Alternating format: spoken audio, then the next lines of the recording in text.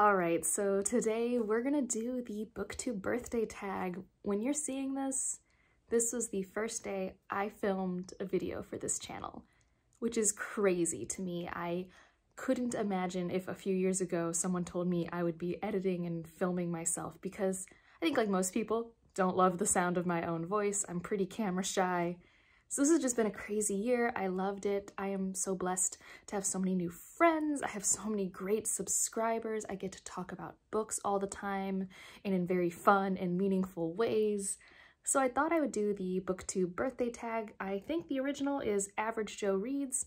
Seems pretty short and casual, so I thought I would just do it to celebrate this moment, which I'm just so happy. Like, 2020 was many bad things, but this was something that was really great for me, and I'm just so happy I found the book community. How many years on BookTube are you celebrating? All right, so like I said, this is my first year, 365 days of filming and editing and posting and learning, so much learning, and it's great. I'm really happy about it.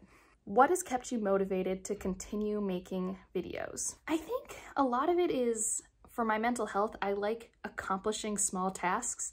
And so the process of filming, editing, preparing a video feels really good. So I think that little endorphin rush each time I complete a video to upload is a big part of why I like to do it. It's a really cathartic hobby for me. It feels really satisfying, but also all of you guys who interact with me, whether you're my friends who we Voxer all the time or just a subscriber who comments in the description, any recommendations or the emojis, interacting with the book community in every way has been so rewarding. I don't think I would have kept up with it if I didn't have that interaction. It's nice to put your words into the void and somebody listens. That's definitely a part of it. So the combination of the two is why I keep making videos.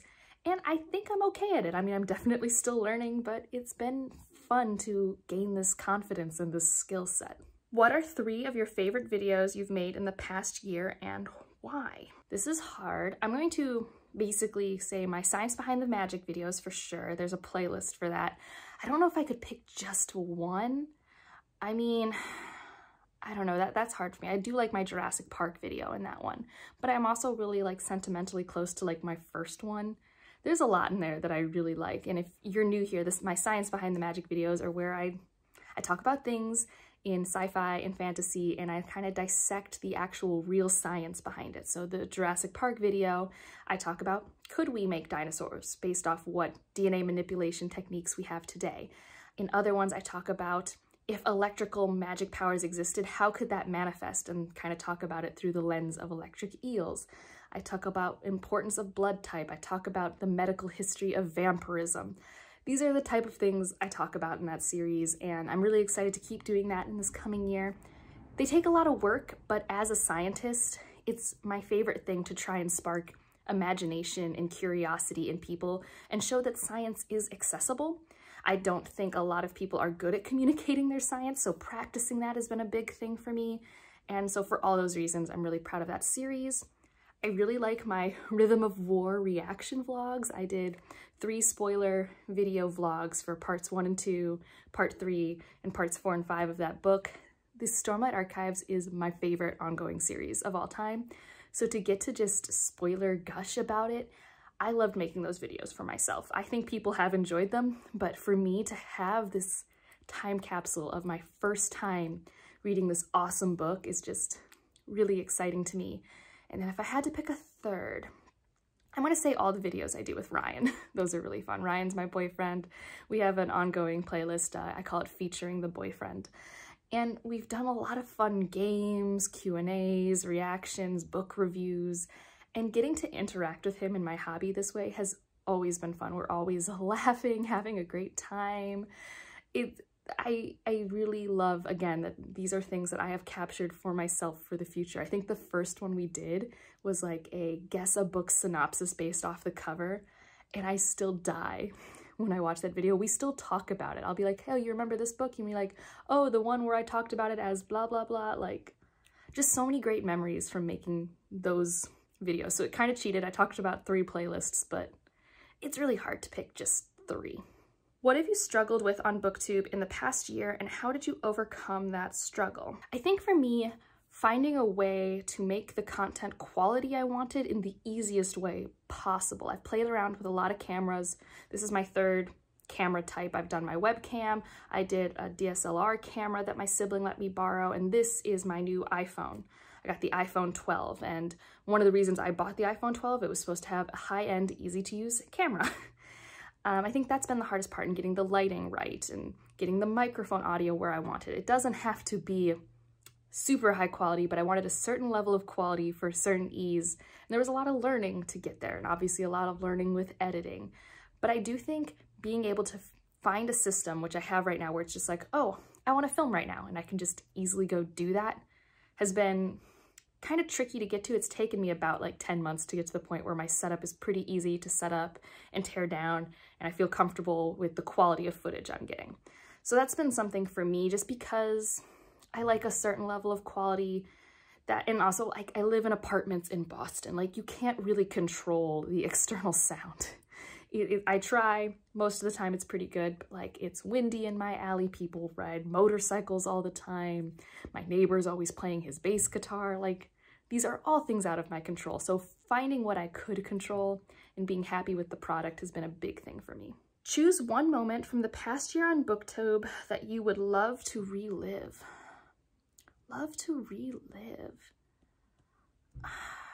I think I'm going to say quarantine pages. This was something started by Njeri from Onyx Pages when the pandemic started. She had this amazing idea of starting this daily hour silent reading session called Quarantine Pages, and I met so many friends, and it was so great to have that set aside time to read with people, and then we would discuss what we read. I really formed some great friendships from that experience, and of course, as you know, things opened up, we had to end it. It's not a sustainable thing to keep going. Some people still do some readings, and sometimes I can make it, but my life's busier now too. So although 2020 wasn't a perfect year, I really appreciated having that space, meeting those people.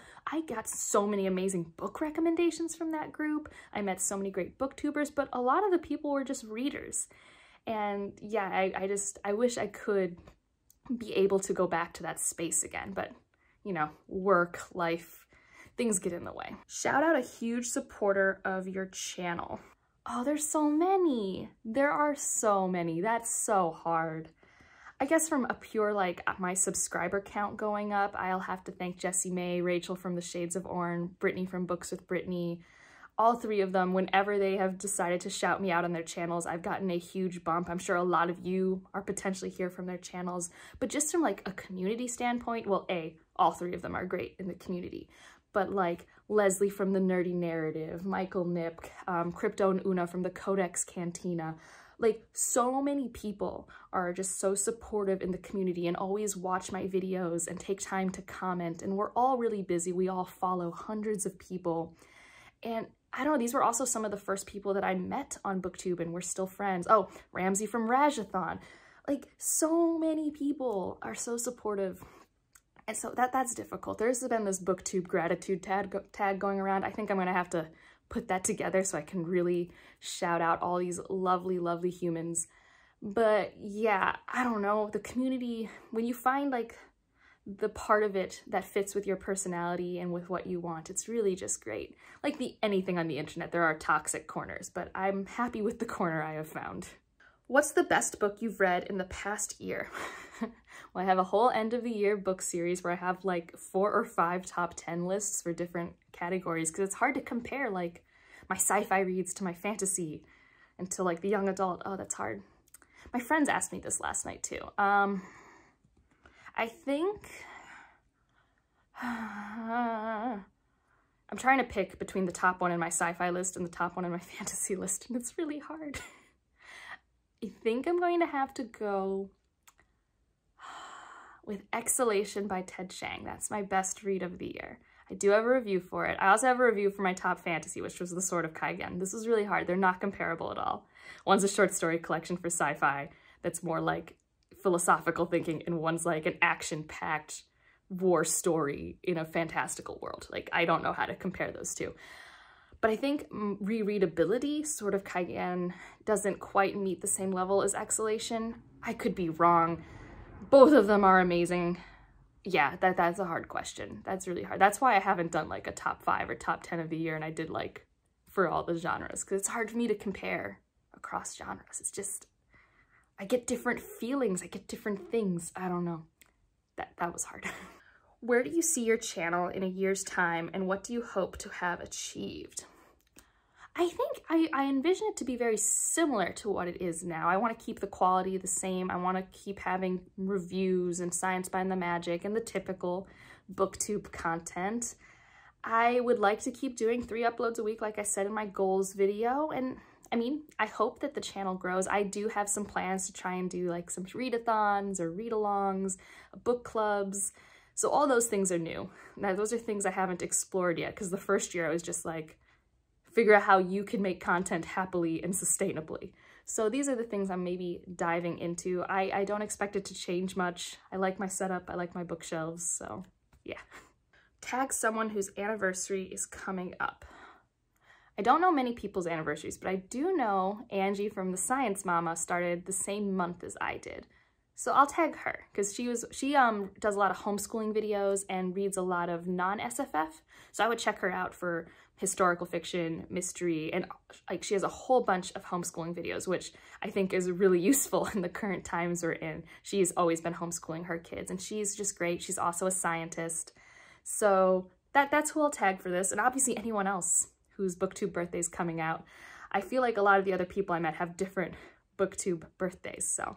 And that's this tag. It was nice and simple, and I'm just really happy to be here. Really grateful to all of you who watch my content and engage with me. It's a blast. I like I said, I love my little corner of the internet. It's really fun. And if you made it this far and you don't have anything you would like to say, put something teal in the description. Teal is my favorite color, so. Or you can do like the birthday emoji, even though it's not my birthday. And otherwise, like if you liked it, subscribe if you want to, and I'll see you in the next one. Bye.